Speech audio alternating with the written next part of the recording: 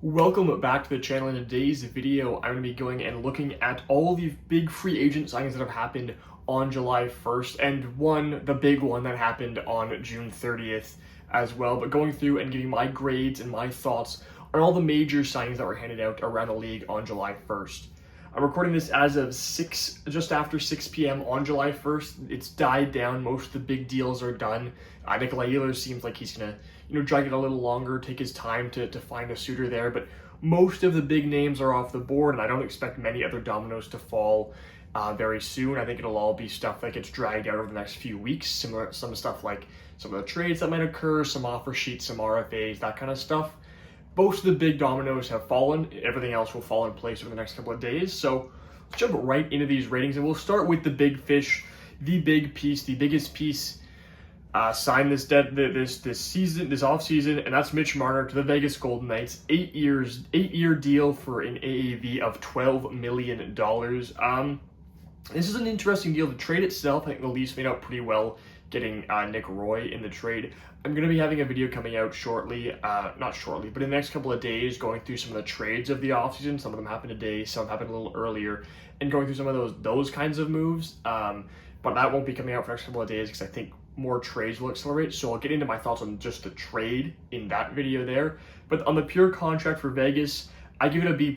I think it's just pretty solid value. I think it was a good thing you got ahead of the curve, because if you let him go to the open market, the bidding war would have begun. That number would have risen to $13-14 million. And at that point, it gets really expensive for a guy like Mitch Marner. But for $12 million for the next 8 years, I like it. I think it's a solid deal. I think it's right on market value. You hope maybe in a different situation, a change of scenery, he can improve his playoff performances. But Vegas has tons of playoff performers on top of it, so they should be okay. They might be better able to supplement his scoring if it falls flat in the playoffs. But you're paying this guy, you're making this guy the highest paid player in your franchise's history. You better hope it shows up in the playoffs. I think that's going to be made clear to him. But it's a solid deal. I don't think there's anything wrong with it. And I think, yeah, B+ is a fair grade. It's a pretty fair value trade. Next up, we move along to Brock Besser, surprisingly staying in Vancouver. This was a real shock. It was the first big piece to go today, and it was surprising. I really thought there was no way where the Canucks would be bringing back Brock Besser. Ended up coming back in a 7-year deal, $7.25 million per. I give this one a B. I think it's a solid deal. I think he's a solid player, and he's been good for the Canucks. I find it really interesting he's back there. For years, Besser's name has been thrown around in trade rumors all over. At any point in the year, the deadline especially last year, was heavily rumored to be traded, and it just seemed like things had come to an end. And it just seemed sort of like with Marner and the Leafs. Not necessarily anything on Besser's performance, especially in the regular season, but it felt like it was time. Both sides needed to change, and I think the Canucks really had a good opportunity to go through a bit of a changeover, and they really haven't. They put a lot of money into players that have not gotten them over the hump, but they stuck with them. I think a B. I think this is fair value. I think, again, I'm surprised on the open market he didn't get upwards of 8.5, but maybe he really did just want to go back to Vancouver, because I think in terms of the way this market is, it's a weak free agency class. And we saw it with the lack of movement today and the lack of big splashy signings. This wasn't a big free agency class, and with the cap going up, I really expected a lot more players like Besser to have their price just go through the roof on free agency day, because teams had extra money to spend and there was less options to go after. So a guy like Besser could be a very appealing piece, and that could rise his price up to around an 8.5. But getting him at sub 7.5 for the next 7 years, it's a pretty good value deal for Vancouver. I just really don't know what direction the Canucks are going in, but we'll see. The team looks solid. Hopefully last year was the fluky year, but we'll see as it goes along. Moving along to one of my favorite deals of the day, that's Vladislav Gavrikov heading to the New York Rangers. 7 years, $7 million per season. I give this one an A-. I really like this move for the Rangers. They ended up moving off Adam Fox. That deal was finalized just a few minutes ago as I'm recording this. I'll get into that signing. I'll get into the trade in the other video like I mentioned, but I'll get into that signing next step here. But for the Rangers, you replace Adam Fox with a more steady, reliable veteran defenseman you can pair with Adam Fox on the back end, and you get him cheaper than Keandre Miller was. Yes, he's older, and that plays into the reason why he was a little cheaper. but I think it's a better fit. I think it's a good change. I think Gavrikov's a really, really solid, underrated defensive shutdown defenseman. And I think he's going to be a really good fit here in New York. And for trying to turn the season around, this is a good first move to make here. I really like the fit here. So an A- is the grade I give that one. And then Keandre Miller in a sign-in trade heads over to the Carolina Hurricanes. And this is an interesting deal for me. I don't know how to feel about it on either side. The Canes ended up trading Scott Morrow, a first-round pick and a second-round pick. It's a hefty price to pay, but the Canes, after the Rantanen deal, have the assets to do so. I'm just not sure if Keandre Miller's the guy I would have done this with. I think you end up with a bit of a logjam on the left side, and it's a lot of money to pay for a guy who's been pretty inconsistent and unproven at 8 years, $7.5 million. I'm a little unsure on whether or not it was the right direction to go. I think they now, so looking at their decor, obviously they're going to let Brent Burns and Dmitry Orlov walk. Those two are both still free agents as I say this. On your left side, you've got Keandre Miller, Jacob Slavin, Shane Gostisbehere, and Alexander Nikishin, who you assume is going to play this year. They signed him for a reason. He's a really talented young player. And on the right side, you've got Walker, Chatfield, and that's it. So I'm assuming they're going to flip somebody over to the right side. They also signed Mike Riley today, who can be the seventh defenseman on this team. But with trading Scott Morrow, you no longer have another right shot defenseman there, so someone must flip over. And it'll be interesting to see how they shake that out. It is definitely an intriguing signing. I give it a B-. I think it's a lot of money for a guy that hasn't proven enough to me. I think there's some question marks there. He's had some ups and downs with the Rangers, and he's also coming off a pretty rough season. So overall, B-. I think there's room for it to be a good deal, and it could work out pretty well for the Canes, but I'm just not 100% sure on it. Moving along now, we get to the LA Kings. I'll dive into some of their moves. I'm going to fly through my quick rankings on the three big signings they made and then give my overall thoughts on what the Kings did. So first up, Corey Perry, one-year deal, $2 million. I give this one a C. I really think it's an overpay for a guy like Corey Perry. I think he's a guy who really benefited from playing with Joshua McDavid, and that's why his numbers looked the way they did. He looked slow and he looked out of place, especially in the Cup final, and overall just at times in general. In the Stanley Cup playoffs. So I really think this is a lot of money to pay for a 40-year-old who I just don't think he fits with LA. And I think, you're looking at like probably a fourth liner for them. And I think it's a lot of money to spend on a fourth liner. Then they went out and they got Brian Dumoulin, 3 years, $4 million. I give this one a C-. Again, it's just like, it's an okay move. He's an okay player, but you're swapping out the talent you have in Vladislav Gavrikov for Brian Dumoulin. It's a serious downgrade there, and Dumoulin's again up there in age, doesn't really wow you. He's a solid, reliable guy, but he's more of a third pair kind of type at this point in his career, and I just kind of question the long-term fit and what they're really trying to build here in LA. And then they also signed Cody Ceci, 4-year deal, $4.5 million per year. Give this one a C. The Ken Holland's fingerprints are just all over this day as a whole. It's exactly what he did with Edmonton, and it's put them in a pretty bad spot. He signed to the similar deal in Edmonton. He was okay. Then they fired Ken Holland, and they dumped Cody Ceci's contract immediately. I like Cody Ceci, but this is a lot more money than I was expecting, and he's 33 years old, and you give him 4 years. You're really taking this young team with a lot of promise and potential, and you trade away Jordan Spence, and they are burying some young guys. You're signing all these old guys. They also signed Joel Armia. It's like, again, why? It doesn't feel like a piece that fits. Armia got $2.5 million on a 2-year deal. You're just bumping young players down the lineup, and this team has a lot of young talent that could rise up. I'm really just not sure what they're building. This decor, the money you spent combined on Gavrikov, or on Ceci and Dumoulin could have been put towards the Gavrikov contract, and bang, you bring Gavrikov back. Now, maybe Gavrikov just didn't want to come back regardless of the money. It just was a case of he didn't want to play in LA. But truthfully, this decor it feels like it's getting worse and worse every year. On the left side, you got Mikey Anderson, Brian Dumoulin, and Joel Edmondson. And on the right side, you got Drew Doughty, Cody Ceci, and Brant Clark.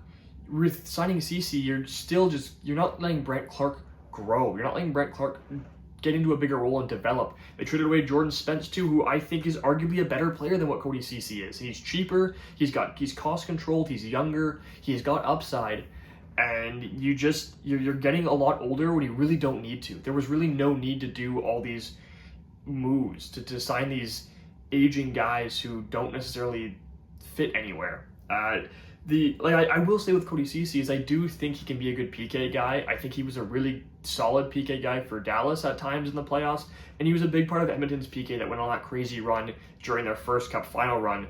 But overall, the term, the cost you're paying, the money you're spending on these 4 players, really, if you count Joel Armia, not really worth it in my opinion.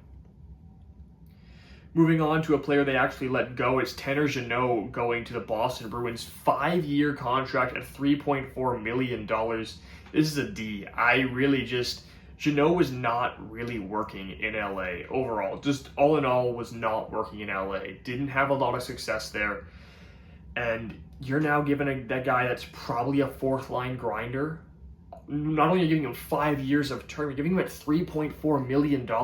That is just a move that screams mediocrity for the Boston Bruins, that we're in a position that they could do a lot of things to really try and rejuvenate this roster with some youth.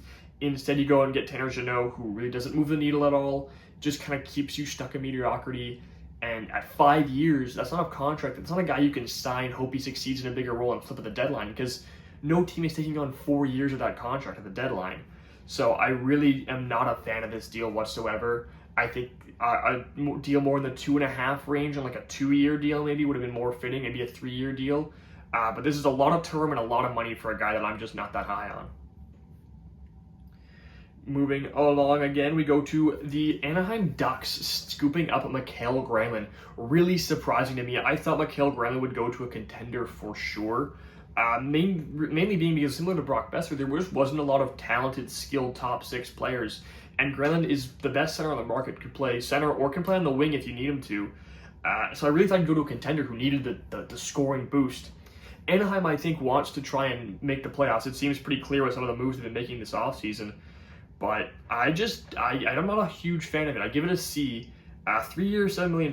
I'm also honestly not a huge fan of it for either side. I think for Granlund, you're 33 years old. This was your chance to cash in on a pretty long contract that would have paid you. That would have been bad for the team that signed it, but good for you, paying you long term. Now, $7 million is a little bit, it's probably a bit on par to what I was thinking, maybe a little bit more than I was thinking he would get. But only at 3 years, now you're shoehorning yourself, because you're going to be 36 when this contract is up.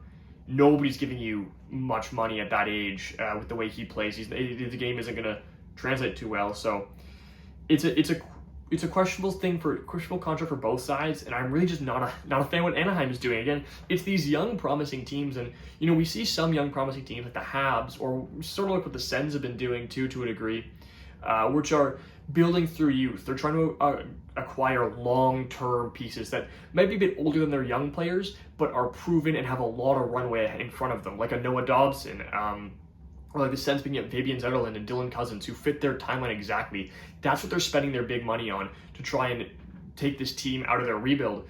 Teams like the Ducks are sitting here, and they're in the same boat. They rebuilt over the same timeline as those two teams. And instead of trying to grab pieces that fit their timeline to grow out of their rebuild, they're signing Mikael Granlund, who are 33, trading for Chris Kreider, signing Alex Killorn, picking up Jacob Trouba and Radko Gudas, all 30-plus-year-olds who don't have a lot of runway in front of them. They finally made a good move in moving off of John Gibson, and finally made that move that had been looming for years, it feels like. But overall, I'm just not a big fan of the direction you're heading in. You're burying young guys, and you're not properly developing this rebuild, because sure, this may lead to short-term success. Next year, the Ducks may make the wild card and be a playoff team. But in 2 years, when your young pieces like Leo Carlsson and Carter Gauthier are hitting their primes, all these big money guys you went out and gotten are all heading out of they're all in the downwards trend. They're all ready to hang them up. And now you're going to do it all over again. But this time, while you're trying to add assets to try and improve your team, you also have to pay big money for all your stars that are emerging. So it makes it a messy situation, as opposed to just taking your time, getting young pieces, getting pieces that fit your timeline, but instead rushing to make moves like this. It's not going to work in the long term for me.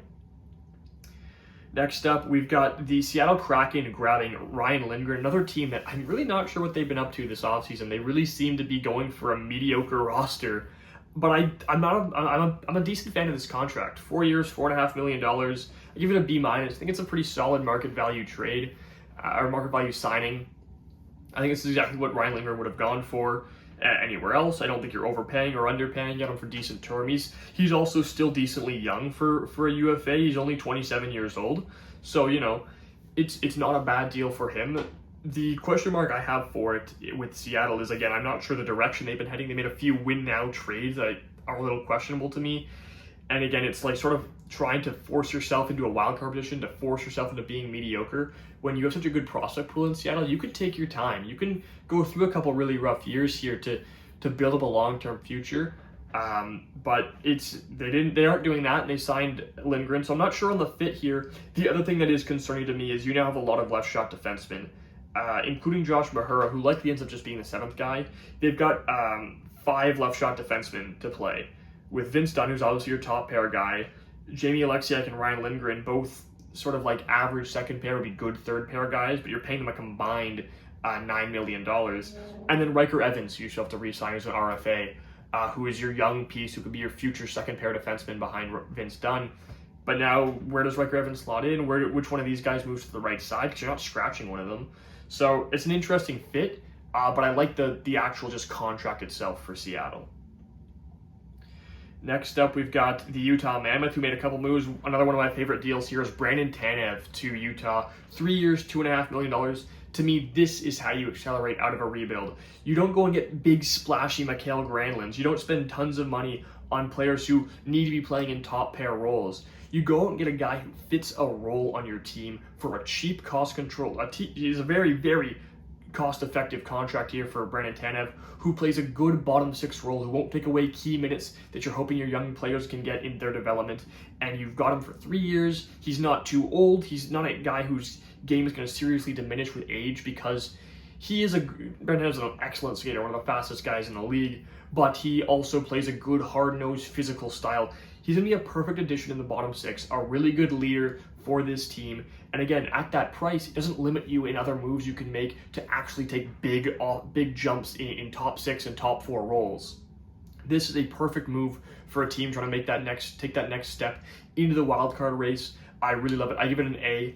I really, really love this contract for Utah. I think Brandon Tanev's going to be a real firecracker in that bottom 6 for them. Now they've shored up their top 6 with some of the moves they've made. This is a good bottom 6 addition. And then the other signing they made was picking up Stanley Cup champion Nate Schmidt, 3 years, $3.5 million per. This one's I'm not as big a fan of. I give it a B minus. It's a decent chunk of money for Nate Schmidt. He's 33, so the 3-year term is also a little questionable to me. The main reason I'm not as big on it is I think this contract would have been fine, maybe gotten a B or a B plus somewhere else. Utah's got a loaded decor, and it's not like super high end, but it's got a lot of guys who deserve NHL minutes, and now you're just crowding it. It's very, very crowded there. On the left side, you've got Mikhail Sergachev, Oli Mata, who you just re-signed a few weeks ago, Nate Schmidt, who you just signed, Ian Cole, who's making $2.8 million, Yusuf Alamaki, who's making $2 million, and then you just signed a couple other guys, Dmitry Simishev, you just signed. Coming out of Russia, you brought him over from the KHL to make him to bring him over to the NHL. Sure, he could play in the AHL this year. He's only 20 years old. You got some runway with that, but that's still without mentioning Dmitry Simishev. You still have 1, 2, 3, 4, 5. I mean, if you can't start proving it, but five left shot defensemen on your team now. And on the right side, they got Sean Durzi, they got John Marino, and they got Nick DeSimone, who's going to play, and Maverick Lamoureux, who actually should be playing. He's a couple years older than Dmitry Simishev. He should be getting some NHL minutes. So unlike some of these other teams, like looking at like the Ryan Lindgren, there's some room to flip someone to the right side. There's a hole there. There's no hole in this decor where you can really navigate flipping these guys around side to side. There's like 8 to 9 defensemen that are worthy of an NHL roster spot on this team, and you can't play them all. So it's going to be an interesting thing to navigate. I'm not as big on this deal as I am on the Brandon Tanev one, but overall some decent moves to try and get your team out of this rebuild. Next up, the New York Islanders signed Jonathan Drouin at 2 years, $4.4 million per. I like this deal. I give it a B. I think it's a solid middle 6 guy to add to the Islanders. They made it pretty clear. I think they weren't a bad team last year. They were pretty mediocre. They just won the lottery. But I think this next season they're going to try and take a bit of a step. They're going to try to see what happens, and then move on from there. I think that's the right way to go. See if maybe a change in management, change in identity, and a few moving out guys like Dobson, moving in a few pieces, a little shakeup, a little retool almost, to see what you've got, what you will have. And by the deadline next year, you'll have a good idea of where you are. And then this contract is easily flippable at the deadline, and they'll look to move off maybe a guy like a Jean-Gabriel and a few other older pieces maybe at that point. But this team is good enough that you can kind of see if they'll be in the race, and if not, they can move out of it. And this contract fits that perfectly. Drouin will help you right now. He'll be a good piece for the next 2 years. Or if it doesn't work out and you're not in the position you expected to be in, you can pretty easily flip this contract. I'm sure you'd get a pretty solid return, especially if you're willing to retain on it if need be. So I think it's a B. I think it's a solid move for either a deadline trade, or just a good piece for the next 2 years. Now on to the New Jersey Devils signing Connor Brown, and the Oilers was another piece. They were pretty quiet. They're one of my losers of the day, I would say. Saw a lot of pieces walk out the door and didn't really do much to keep anyone or bring anyone else in. So a little questionable day for them. But I don't think they could have paid this contract 4 years, $3 million for Connor Brown. I give it a B-. I think it's a solid move for the Devils. As much as I don't think it would be a good move for the Oilers, I think it's a pretty solid move for the Devils. I think it's a good bottom six winger, add some good speed and some really good experience. I think the experience factor for a guy like Connor Brown, who's now been to back-to-back Stanley Cups, it's going to be a real valuable asset for this young team. And he's only 31 years old. I mean, not only, but he's 31 years old. So, 4 years, this contract isn't going to age terribly. It's got a perfect term that you'd be looking for.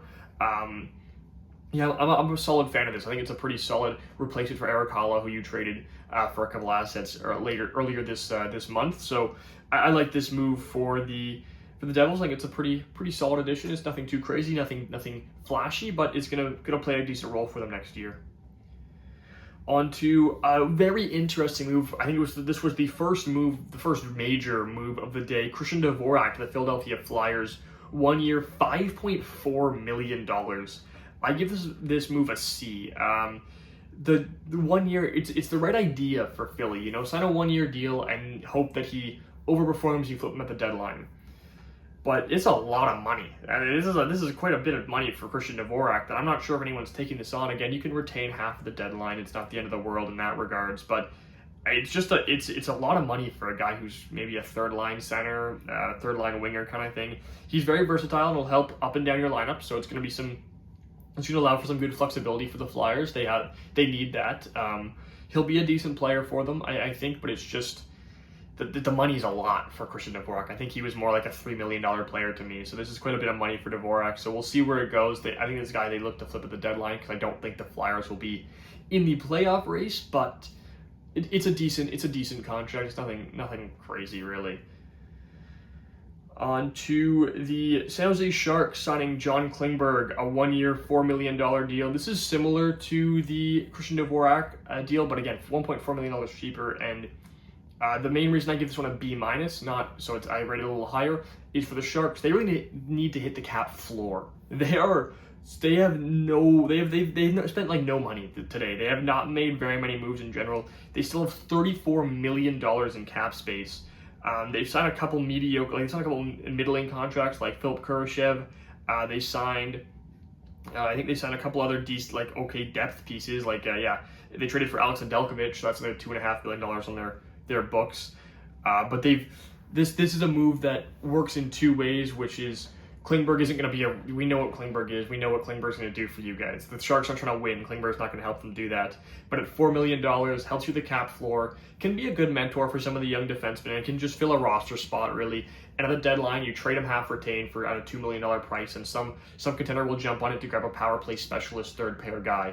So it's a really solid move. I think it's just going to be a solid addition for the Sharks this coming season, and it works out pretty well for them. Lastly, just want to kind of throw in, it's not really a UFA signing, but Will Cooley re-signs with the Rangers as an RFA, 2 years, $3.9 million. Give this deal a B+, a solid bridge deal for both sides. For the Rangers, it's really nice because you escape the fear of offer sheets, and there's been some offer sheet rumors thrown around. Bowen Byram's been getting quite a few looks. There was talks about Keandre Miller before he got traded. You signing Will Cooley, you get out of that that danger rate. You don't have to match him and then, walk him right to free agency next year, and you don't have to, match contract you wouldn't necessarily match or give up assets. It's easier this way. Get it out of the way. 2 years, solid bridge, good value. I think it's a B+ deal. And then just going through some of the other deals that have occurred throughout the day that are that are worth noting. Down here, as I'll scroll through, Simon Holmstrom re-upped with the Islanders, 2 years, $3.625 million. I really like this Justin Brazeau contract for the Penguins, 2 years, $1.5 million per. This is a good deal that could play bottom six. Brazeau's a good physical guy that I think will be someone that teams look for at the deadline. A guy with an extra year of term, a really cheap contract, who could potentially in a big role for the Penguins, if depending on what other moves they make, can put up some good numbers. I think he'll be a coveted asset at the trade deadline. An extension in Ryan McLeod, 4 years, $5 million per. He wasn't an RFA, but re-signs there. Vitek Vanacek, $1.5 million to be into Utah. Isaac Lundstrom, a 2-year deal, $1.3 million in Columbus. That could be a solid piece if he can find his game. Adam Gaudette, that's the other one that the Sharks signed. 2-year deal, $2 million per. He can be a solid fourth liner, again, a guy who, if he scores on the fourth line like he did with Ottawa last year, you can flip him at the deadline as well. Moving down here, Pontus Holmberg signed in Tampa, 2 years, 1.5, decent role player contract there. Connor Dewar and Philip Tomasino both re-upped for 1 year, under $2 million with the Penguins. As expected, I think those are solid deals for the Penguins to see what you have in a full season of those two guys playing some bigger roles. Lars Eller, a solid fourth line center for the Sens to pick up. A few other deals that happened throughout the day. Anton Forsberg was the one that was a lot of money. Another one for the Kings. A lot of money for a backup that hasn't been the most reliable, so I'm a little concerned per se with that one. Nico Sturm went back to the Wild, 2 years, $2 million per. Alex Lyon, 2 years, 1.5 to be the backup in Buffalo. It's a weird one because I would hope Devin Levi would get more run, but this is just more like a just in case kind of situation. Matt Murray went to Seattle on a 1 year, $1 million deal. Nothing else that's crazy notable that happened. Radek Faksa, 3 years, $2 million per, back to the Dallas Stars. That's where he found the most success in his career. Didn't really fit well anywhere else, and hasn't really been able to find his game since leaving, so that's a solid deal for both sides. And then Nick Perbix, I like this deal as well for Nashville, 2 years, $2.75 million there. And just one last check to make sure nothing came through as I was recording. As we'll see, does not look like it. The Counter deal finalized, and that was all that happened on free agency day. So let me know your thoughts on these contracts, any of these moves, what you think your team missed out on, what you think your team should have done or could have done better, and what you think of my ratings of these picks or of these signings. And I'll have some more content coming out in the next few days. Like I said, as more trades trickle through, I'm going to be doing a trade rating, giving grades for the trades that have happened and what potentially will happen over the next few days. So I'll give you my thoughts on those, and then we'll be diving into my top 150 prospect rankings, prospect pool rankings, all of that sort of good stuff over the course of the summer. So be sure to like, subscribe, and comment to see more of that, and I will see you in the next one. Thanks for watching.